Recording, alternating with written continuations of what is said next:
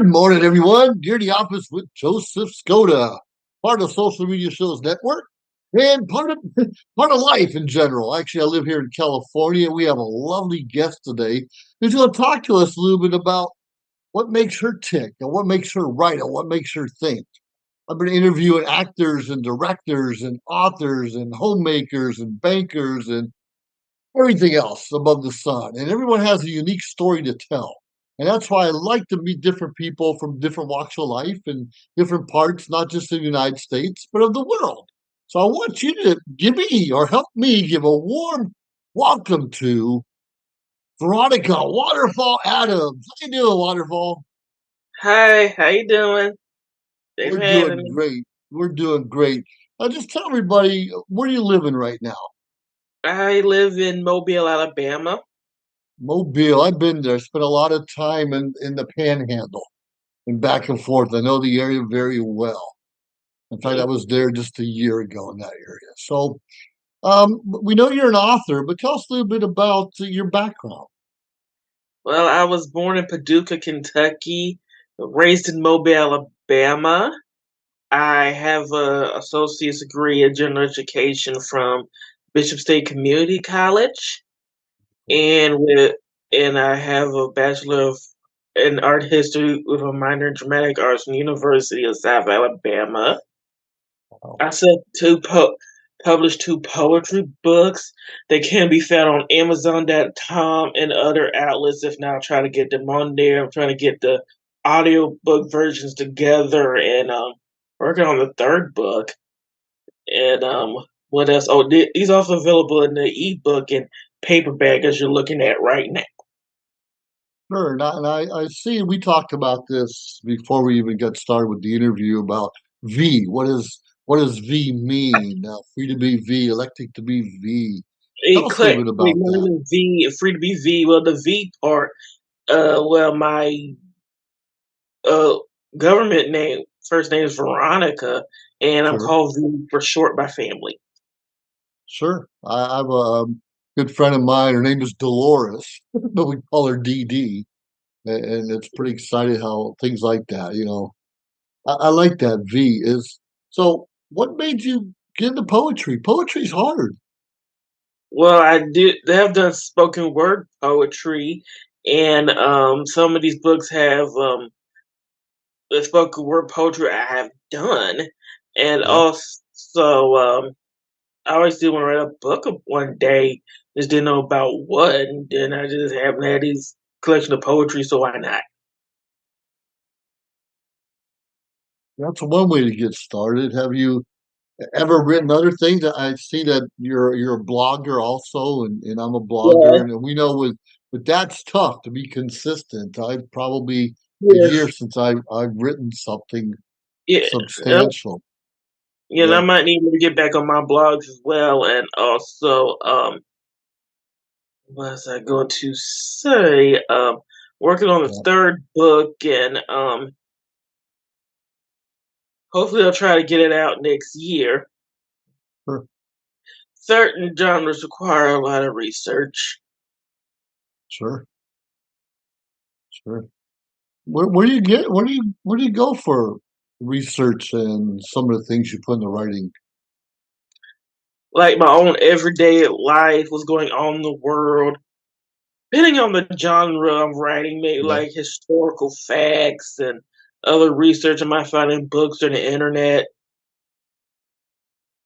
Oh yeah, the internet sometimes can sway us in the wrong direction if we're not careful. Yeah, Yeah, that's a sad reality. I was joking a little bit about Alabama. I'm originally from Ohio, and during college football season, yeah. we're rivals. Michigan, Bama, Florida, Georgia, the Big Ten, and sometimes I don't talk to people during football season. Oh, we can't talk till that's all over. So, what are some of the activities you like outside of writing? What are some of your hobbies? Well, I do like to read. I do like to dance. Okay. I do like to cook. I do like to sing. Oh, love it. I love it. Tennis, Yeah. basketball. You like all that sport. I in high school, I was undefeated in tennis. Really? Undefeated. Now, yeah. And today I don't even know how to score, let alone play the game. It's been a long time since I've been out of high school. I actually retired from the Air Force a little while back and got to travel the world because of it. That's always pretty exciting. So tell us a bit about dancing. I love dancing and singing. I'm a karaoke person. I don't do much outside of karaoke. Well, the dance, well, I haven't danced since I was little, and also I have a poem. It's like based on the history of African American dance, Yeah, even though it's featured in this book. yeah, This book, it has more like a revised version. I'm trying to adapt it in the staging or screen, sure. and I might break some lines down on like what they mean by the if we have enough time. We got time. In fact, I was looking, I think it was at one of your videos, and we have to dance. We have to dance. We We have have to to dance here. We have to dance there. I think that's what you're alluding to. Just a little bit more like about that. well, African American dance is like the dance. For example, it's like there's between the African aesthetic dance and the Yeah, Eurocentric aesthetic dance. While like the Afro aesthetic, like the African aesthetic dance, it has yeah, like more like isolations. Like for example, like you can see isolations yeah. while like the Eurocentric kind of dances have taught like more in like a formal setting, like let's say ballet. Sure, sure. While like Afrocentric dance is like taught more like in like non-formal settings, like let's say a cookout or watching TV, different spaces. Sure. Like what I said in my poem, like church, Yeah. the club, community centers, competition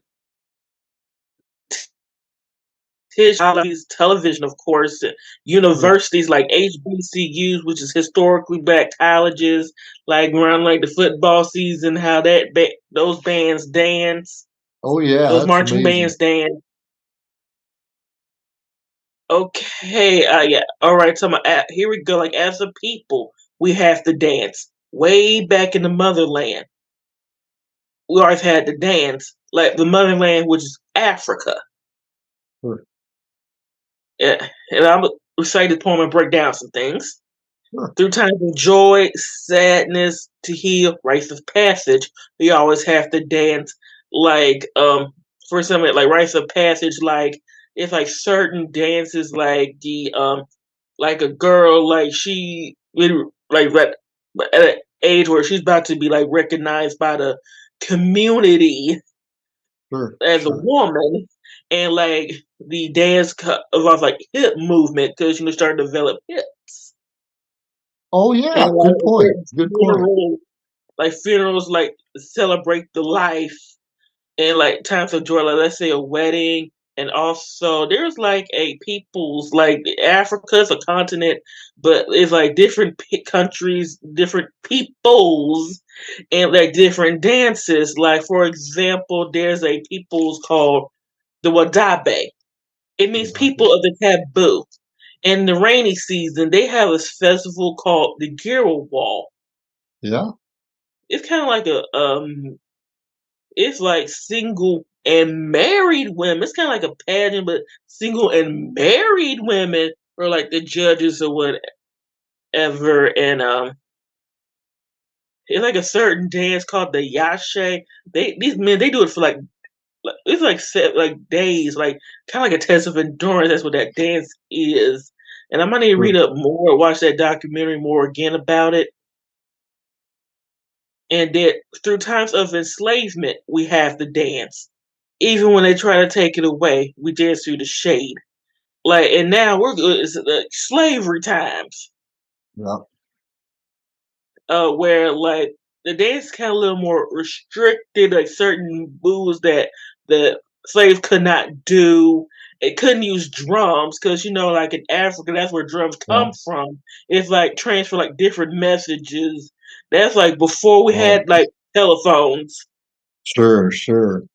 Yes, they didn't have the drums, so they clap their hands. They beat on tables. They beat on counters. They beat on drawers, and like to try to take it away and like through the shade. And they made there was a dance called the cakewalk.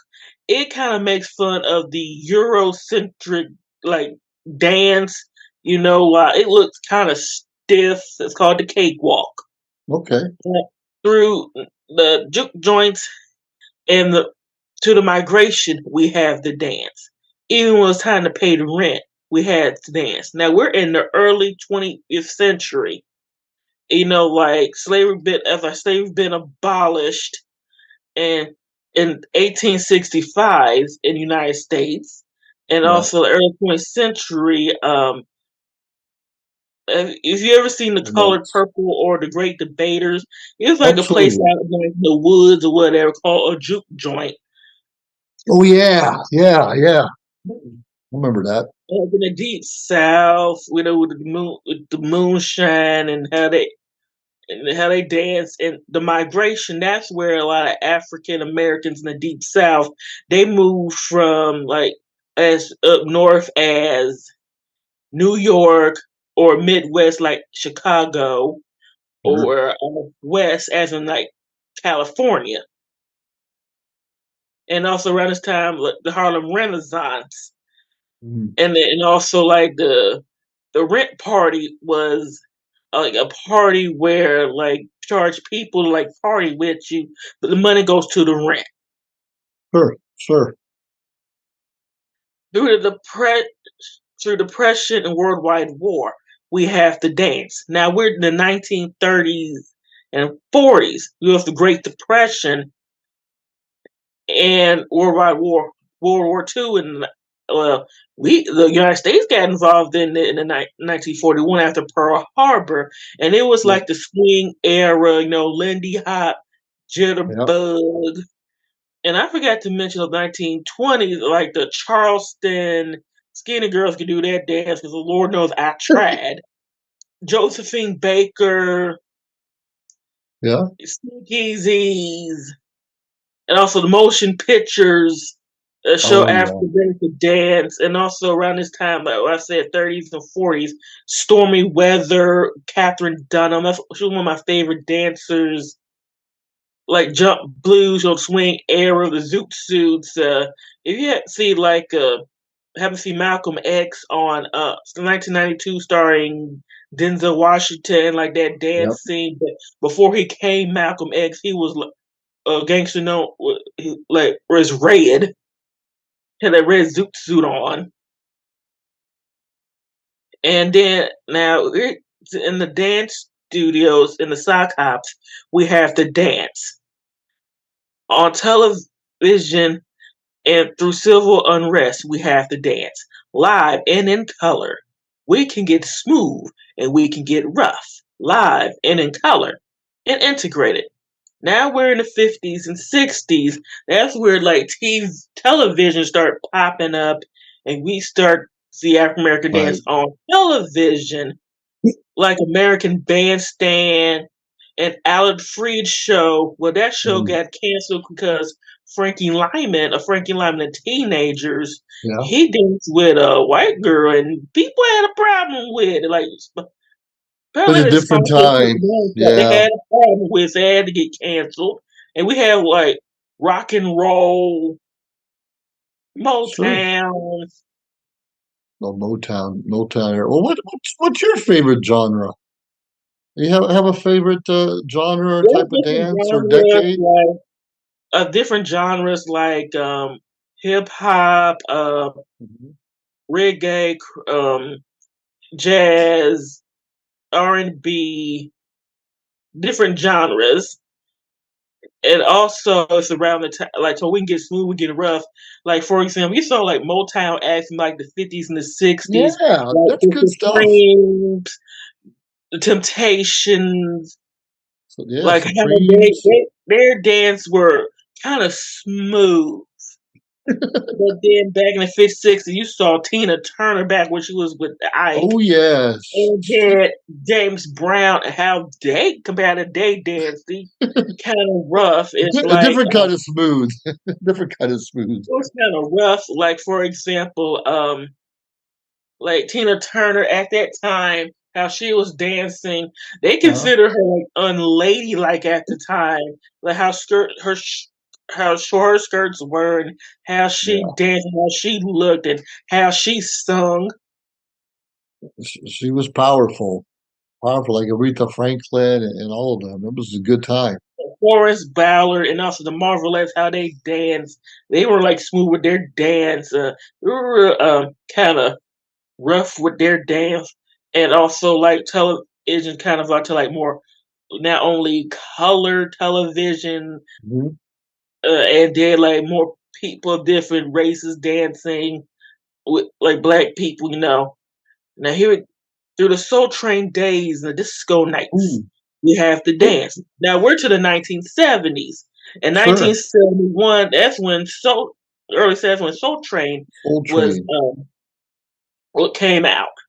What was the name of that guy that was in Don charge of that? Cornelius. Yeah, Cornelius. That's right. He was something different. And then the disco nights. You heard the Studio 54? Yep. Like disco clubs, the disco ball and the floor light up, and also voguing. That came from, it originated from Egypt, ancient Egyptian hieroglyphics.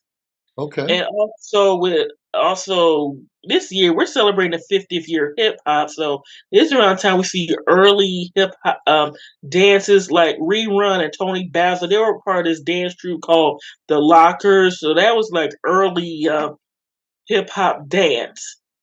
Rerun.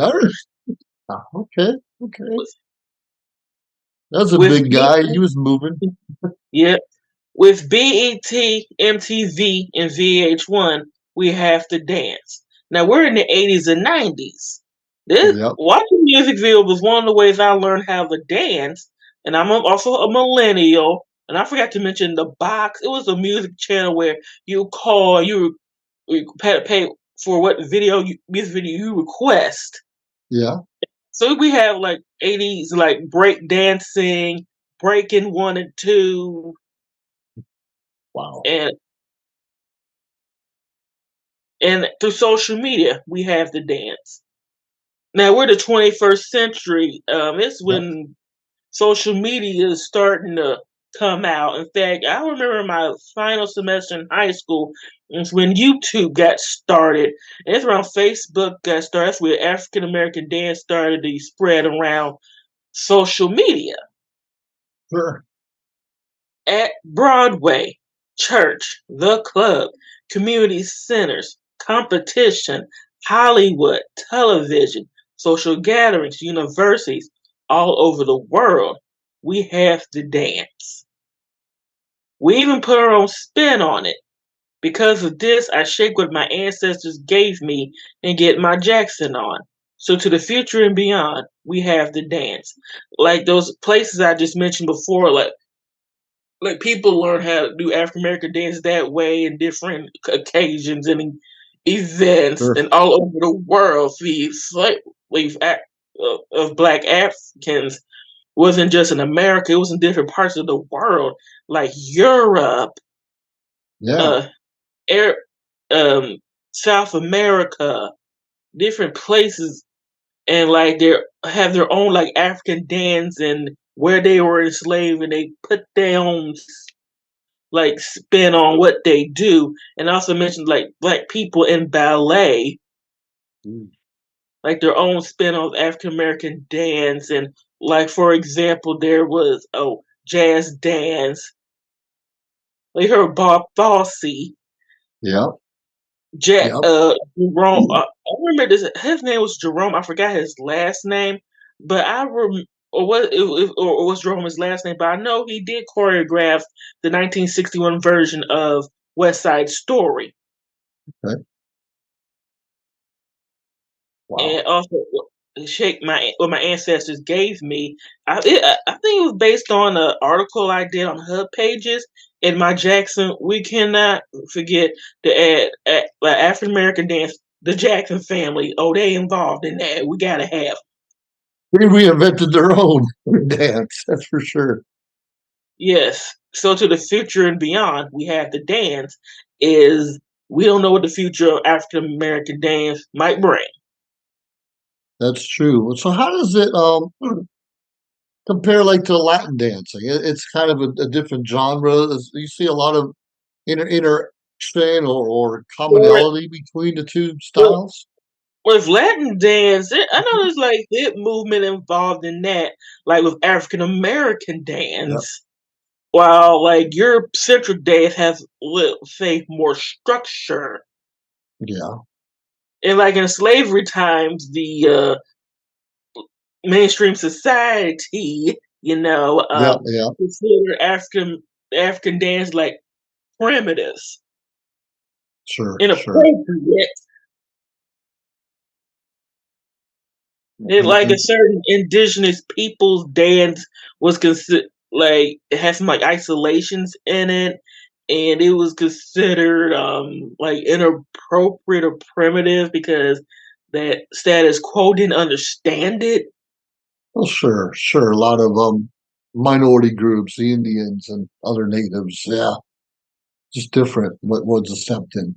Well, today it's everywhere. I mean, black dancing, everything's more appropriate. And obviously, when TV and social media came out, then we can see what other Like cultures are TikTok doing. That's dance exciting. challenges, different social media dance challenges, like Yeah. hashtag this. Have you ever done a dance challenge? I would like to. Yeah, I that'd be would cool. remember. Yes, trying to adapt in the stage and or screen is just so much research I have to do. Not only just the dances, I have to like costumes of those matching those eras Hmm. and also like different places go all like time travel, different places and times. God bless you. Thank you. Yeah. Choreography, you gotta get that together. Audition different dancers and like sit with sets and stuff.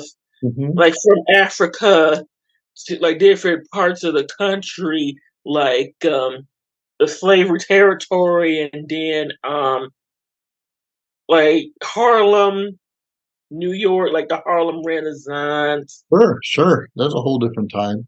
and like TV shows and like music video shows. That's like one of the ways I learned how to dance, watching music videos.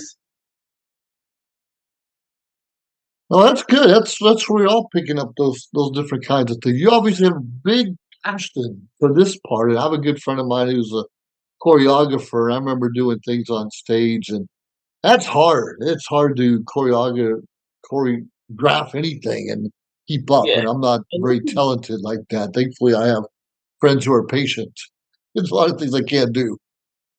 And You know, also, I I mentioned like the 1950s, 1958. That was when the Alvin Ailey Dance Company was introduced. yeah. He was a student of Catherine Dunham. Okay, okay. That goes way back. You mentioned the zoot suits earlier. I remember those. They're all big and square, and Yeah, a lot of room in there to move. and Yeah. also like the you probably remember the 1980s, those women wearing those power suit shoulder pads. Oh yeah, dude, that was my era. Yeah, we came from the 1940s because like Mhm. in times of war, there's like rationing. Yeah, And oh yeah. her husband, whoever the male she loved, he's off in the war and he left his suits behind. So, hey, turn that to like a suit of her own or something. Funny we had to leave things behind sometimes and reinvent ourselves. So yeah, going back. Obviously, you like poetry. Is there any other kind of writing that you like to do? Well, I'm working on my third book right now. It's called "Make Money While Sitting on Your Ass," where the ass is spelled United States of America, dollar sign, dollar sign.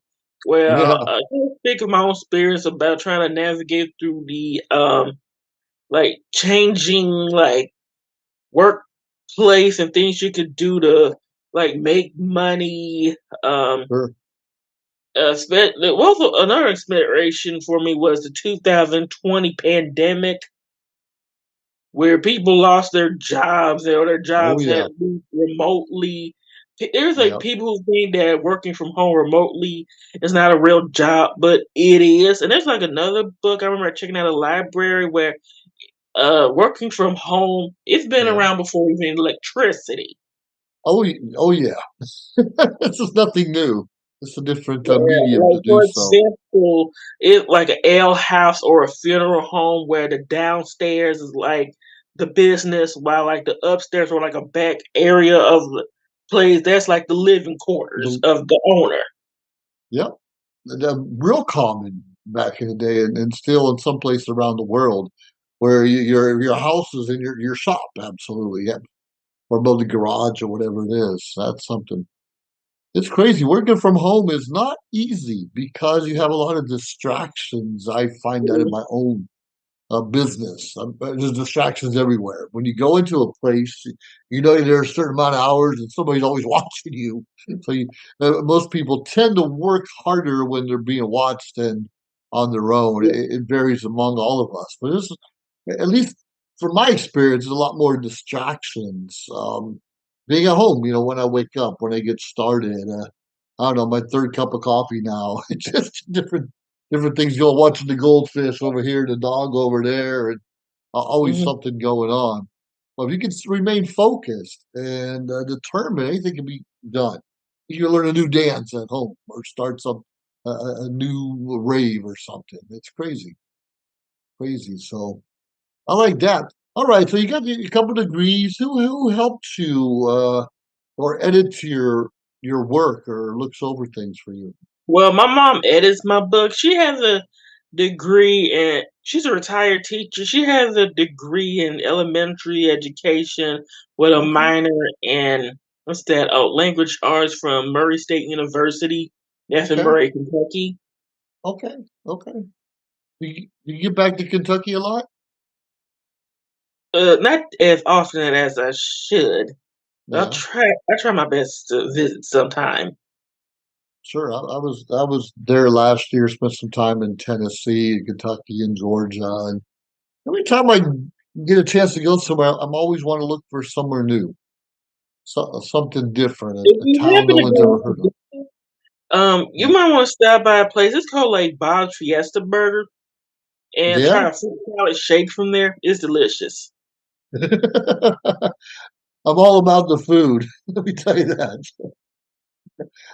I love it. I spent a lot of time in Hawaii also. They got a different kind of dance, and I'm told that Hulu they don't move their wrist, just the hand. So the wrist kind of I don't I can't figure that one out, but just it's different, and they're all related in one way or another. It makes you feel good. You expand it.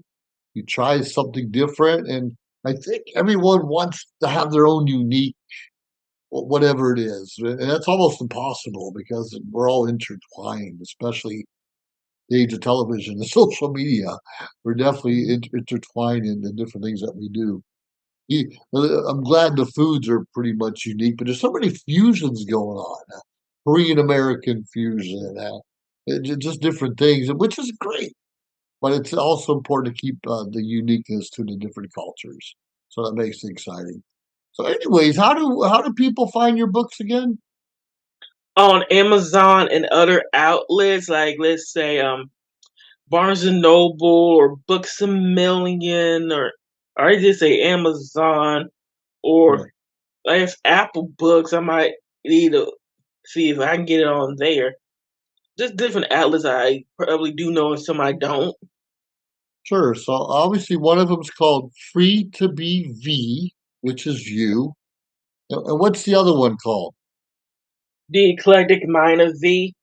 The eclectic mind of V. I always have a hard time pronouncing that word, eclectic mind of V, and obviously very eclectic. I'm looking at the blouse you wear now, lollipops with heart.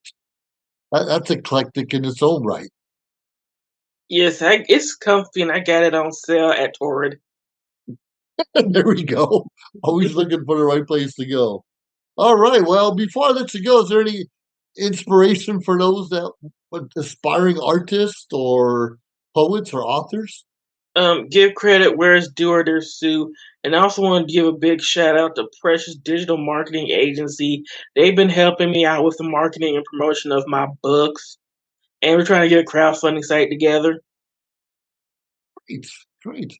That's important that we help one another out, and right, give credit where credit's due. If someone helped you, or even if they didn't, you need to let people know how you were treated and how you were helped and how you were guided. So we deeply appreciate those reminders. All right. So world, you heard it. It's V about me. It's free to be V. Electric V, mind of V. Waterfall Adams or Veronica. I think she goes by a lot of different things, but right now living in Alabama, and who knows what the future holds. So anyone out there want to reach out to her, purchase her book, or interview her, please reach out. She can be found on LinkedIn and all of the Facebook, of course, and other social media outlets. So whatever you do, if you have an idea, you want to share something, if you want to learn something, please reach out to shows like ours and other podcasts and social media shows and go out there and let people know what's on your mind. Well, that being said, you're in the office once again with Joseph Stephen Skoda III. I salute you. Thank you for joining us. Make sure you subscribe to our channel, share, and more importantly, let us know your ideas. Have a great day, everyone. Bye. If you liked our show, please subscribe to our YouTube channel or find us on any social media platform, Instagram, of course, Facebook. Like, subscribe, share. We appreciate it. Let us know your thoughts and join our team. Anyways, we appreciate you staying tuned week after week, day after day, because we continuously build up our network to bring to you what you're asking for. Have a great day.